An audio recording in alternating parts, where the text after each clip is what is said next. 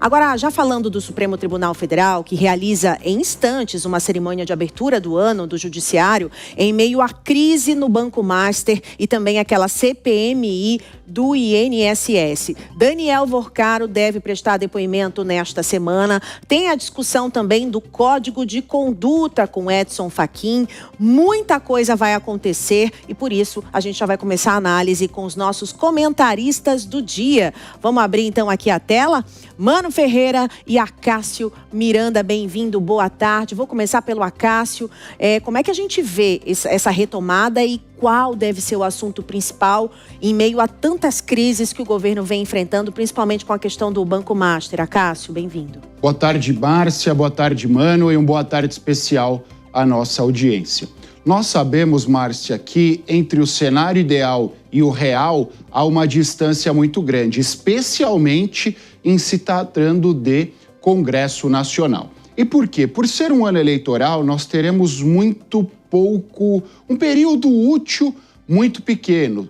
As votações e as tratativas relacionadas aos temas de interesse do país estarão escanteadas em prol do próprio projeto político de cada um dos parlamentares, em prol da reeleição de cada um dos parlamentares. Portanto, temas espinhosos serão pouco discutidos, a não ser que sejam do interesse do próprio parlamentar. Eu acho que a pauta econômica permanecerá em 2026 como o grande tema, sejam quais forem os desdobramentos dessa pauta econômica, porque o Brasil vive um país de superávit, aliás, de déficit orçamentário, o governo gasta mais do que arrecada, e esse tem sido o principal fator negativo da nossa economia. Nós sabemos que a inflação está elevada, os juros estão elevados, mas ainda há manutenção dos empregos. Então, no dia a dia, as classes sociais, especialmente as mais baixas, não têm sentido tanto o peso dos problemas econômicos. Por isso que, repito, a pressão para que o governo economize será a principal pauta do Congresso em 2026. As análises de Acácio Miranda. Vamos girar os nossos comentaristas também. Quero ouvir a análise de Mano Ferreira nessa retomada, então, do Supremo Tribunal Federal com o ministro Edson Fachin. Olhando no retrovisor, não muito distante, em outras reaberturas das atividades do Supremo Tribunal Federal, foi feito um discurso muito forte em relação à democracia após os atos do 8 de janeiro. Agora, ao lado do presidente Lula, em meio a toda essa discussão do Banco Master, há uma expectativa de recados ou de algumas informações dizendo o Supremo é forte e está unido nesse momento, mesmo diante de um escândalo do caso do Banco Master, Mano? Olha, Bruno, primeiro, ótima tarde para você, Márcia, Cássio e toda a nossa audiência.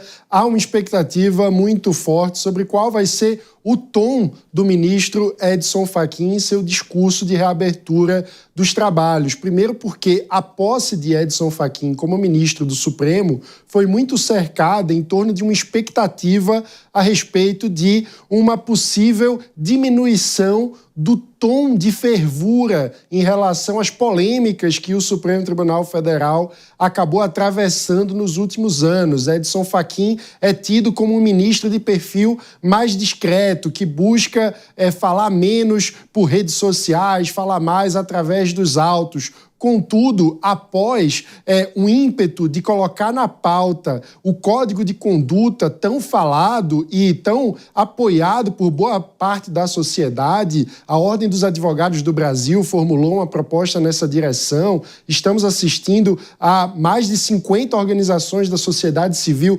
assinando manifestos em defesa do avanço dessa pauta, mas o fato é que após ter colocado essa pauta na ordem do dia, o ministro Edson Fachin, com suas notas públicas, acabou dando passos atrás em nome do velho e famoso corporativismo dos ministros da Suprema Corte. Então há muita expectativa. Será que nesse discurso ele vai falar sobre a necessidade de moralização do Supremo e de retomada da construção de confiança da Suprema Corte em relação à sociedade, ou adotará um tom mais corporativista, tentando blindar os seus colegas das dúvidas, das questões que pairam no ar? Eis a questão.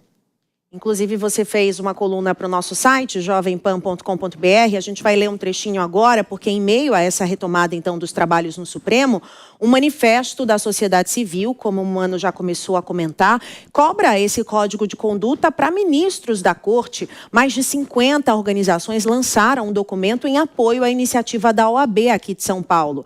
Por isso, a gente vai colocar, dá para a gente espelhar um pouquinho aqui o texto do Mano, ele vai comentar mais. Mano, você consegue dar mais detalhes e a gente ainda pode participar desse manifesto? Pode sim, Márcia. Esse manifesto foi encabeçado por mais de 50 organizações da sociedade civil, entre elas o movimento Orçamento Bem Gasto, a Transparência Brasil, Transparência Internacional, Movimento Livres, do qual eu sou um dos diretores, inclusive, e teve a adesão de bastante gente importante na sociedade brasileira e no empresariado. Nomes como Armínio Fraga, como Pedro Passos, como Guilherme Leal, dono da Natura, herdeiros do Banco Itaú, da família Setúbal, enfim, diversos nomes muito importantes da economia brasileira também estão aderindo a esse manifesto em defesa da adoção de um código de conduta que ajude a moralizar a relação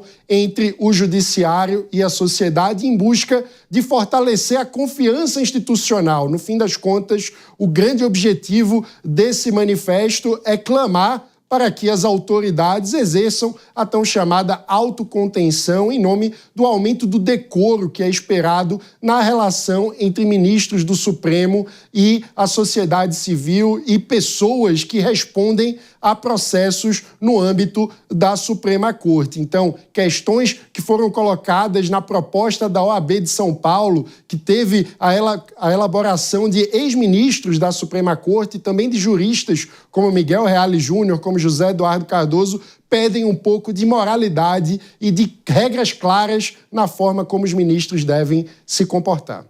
Obrigada, Mano. E olha, os detalhes dessa reportagem, desse texto, tá tudo aqui, ó, no nosso site, jovempan.com.br. Manifesto da Sociedade Civil cobra código de conduta para ministros do STF.